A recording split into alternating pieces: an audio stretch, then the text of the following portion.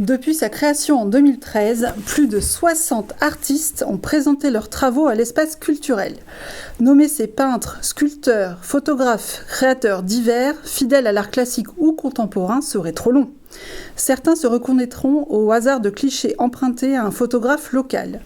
Pénalisé par les confinements, Laurent Neveu, lui, devra attendre 2022 pour profiter des 6 messes de l'espace culturel.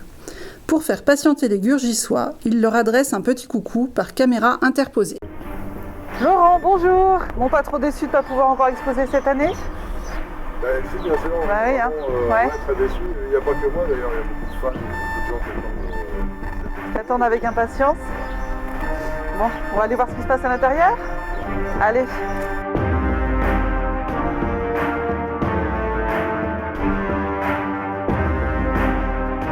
Bon, en tout cas, je suis bien contente que tu sois venue sur Gurgi. Ben oui. Tu vas pouvoir du coup nous montrer un petit peu quand même en avant-première ce que tu aurais dû, parce que les Gurgissois auraient dû pouvoir voir en venant ici. Ouais. Alors du coup, Laurent, bon déjà, t'es pas venu tout seul. Ben non, j'ai accompagné ma femme, Florence. Florence. Et on a aussi la chance d'avoir Monsieur le maire qui est là également. Bonjour, bonjour Laurent. Bonjour Jean-Luc. Merci d'être présent cet après-midi. Bah, c'est pareil, c'est un honneur de m'en savoir. L'idée de cette rencontre, c'est puisque tu n'as pas pu faire ton exposition l'année dernière, puisque malheureusement cette année encore on ne peut pas la faire, et bien on a voulu quand même permettre aux Gurgissois de te découvrir un petit peu davantage, de savoir de connaître tes peintures, savoir un petit peu comment tu procèdes. Et donc j'ai plein de questions à te poser. Mais je t'en prie.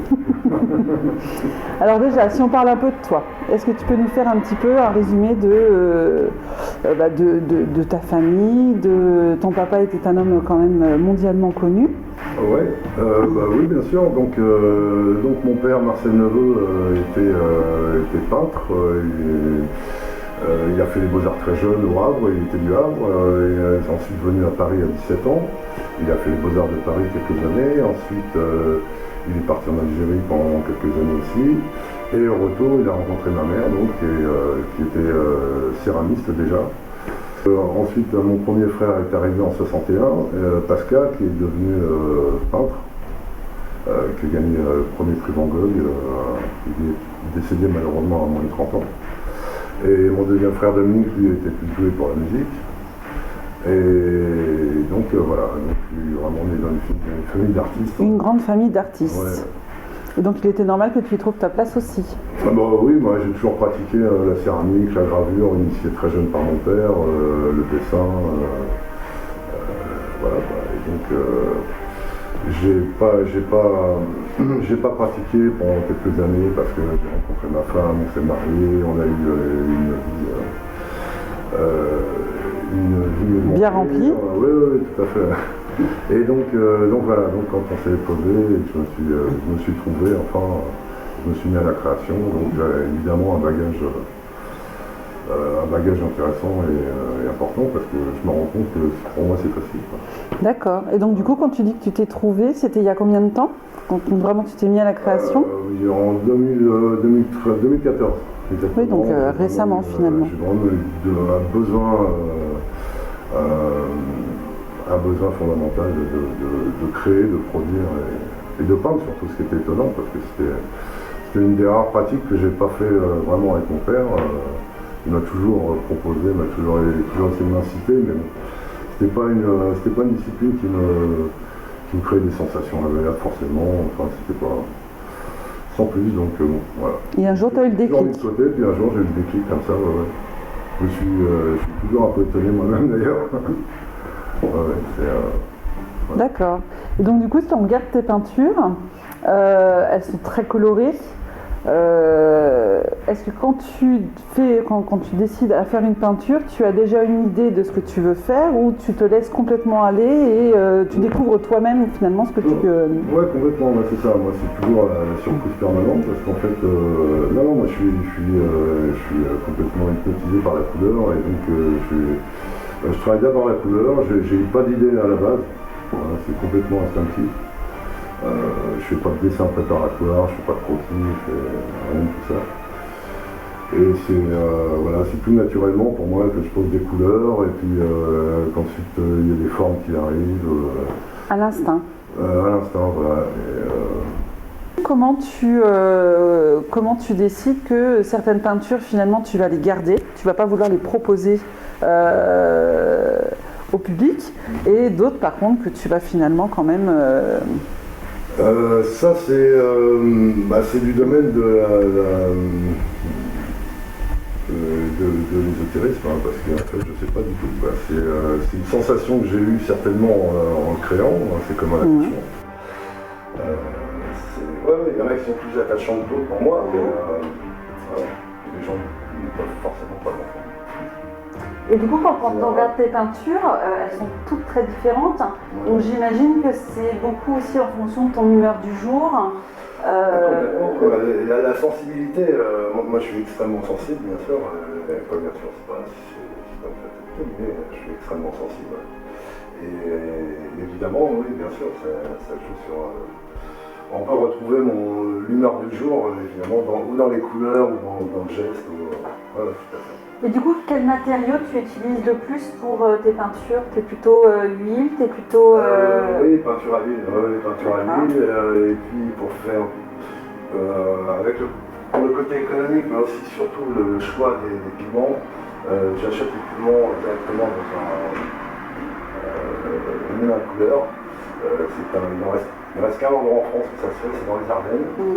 Et donc là, je trouve tous les pigments en poudre. Donc c'est beaucoup moins cher à l'achat que des tubes d'huile, parce que c'est pas cher. Et donc voilà, j'achète de là clarifié, ou je la clarifie moi-même, je laisse 6 mois de soleil. D'accord. Ah oui, donc il y a quand même énormément de préparation aussi en avant. Oui. Quand on est organisé, c'est toujours de l'avance, mais par souci d'économie. Oui, toujours. Et donc du coup, madame, elle aide aussi à la tâche. Oui, beaucoup. Ouais, déjà, elle me supporte tous les jours. Et puis oui, elle s'occupe de toute la com, elle fait des affiches, elle fait plein de choses. Enfin, très très utile. Hein. Vous êtes très complémentaires tous les deux donc. Complètement. Florence, dis-moi, c'est comment de vivre avec un peintre au quotidien? Très agréable à vivre, c'est une personne passionnée aussi, une passion pour beaucoup de choses aussi. C'est quelqu'un qui peut pas rester sans rien faire. Ok, il faut toujours besoin d'une activité, oui. quelque chose qui l'intéresse. Tout ce qui est futile ne va pas l'intéresser. Ok. Et alors quand il peint, tu vas voir ce qu'il fait ou tu attends qu'il ait fini ses toiles, tu attends la surprise? Ça dépend. D'accord. Ça peut pas s'empêcher. Je peux pas m'empêcher. Parce que moi je vois l'évolution du tableau ou du pastel. Donc, oui, c'est vrai que tu as cette place intéressante. C'est intéressant, c'est vrai. Bon, il part sur quelque chose et au final, quand j'ai vu le début, je suis pas venue pendant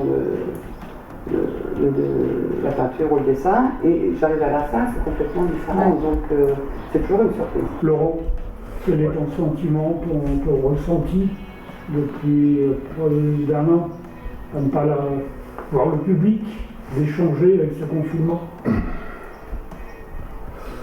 Disons que j'en souffre pas trop, c'est pas très agréable parce que le contact humain, l'échange me manque beaucoup.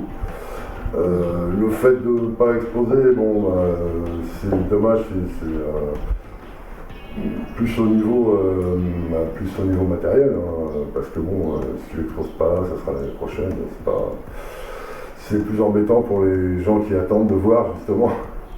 Voilà. Mais moi personnellement, j'en souffre pas trop. Je souffre de ce que les gens souffrent à l'extérieur et ce que je peux voir, ce que je peux entendre dans les infos. Ça me fait souffrir par rapport à ma sensibilité, mais sinon moi personnellement, ça va. Je vis bien. Tant mieux. Autre petite question, un mystère, Laurent, LOL. Ouais. Ça veut dire quoi? LOL, c'est l'abréviation de Lolo. Comme je m'appelle Laurent, beaucoup de copains, d'amis m'appellent Lolo. Donc je voulais pas signer Laurent, je ne veux pas signer Lolo, donc je me suis dit LOL, c'est très bien. Et j'ai appris ensuite, après avoir signé pas mal de choses, j'ai appris ensuite par mon fils que ça voulait dire mort de rire, enfin voilà.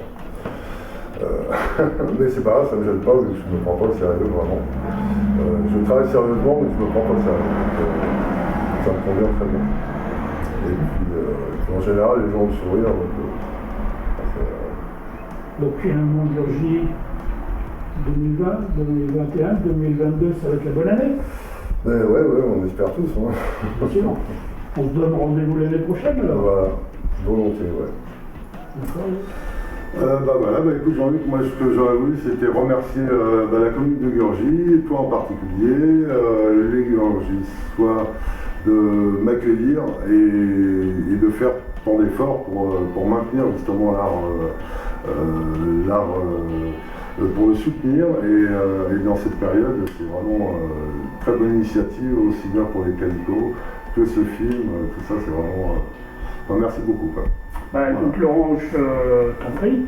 C'est une mission avec Sandrine que l'on partage bientôt depuis un an, de toujours continuer et de développer la culture dans Gurgy, dans une commune dite rurale, où c'est très important parce que la culture, c'est un lien social où il faut faire participer. Puis merci Philippe, à toi, les artistes, parce qu'une salle, les artistes, ils font leur travail.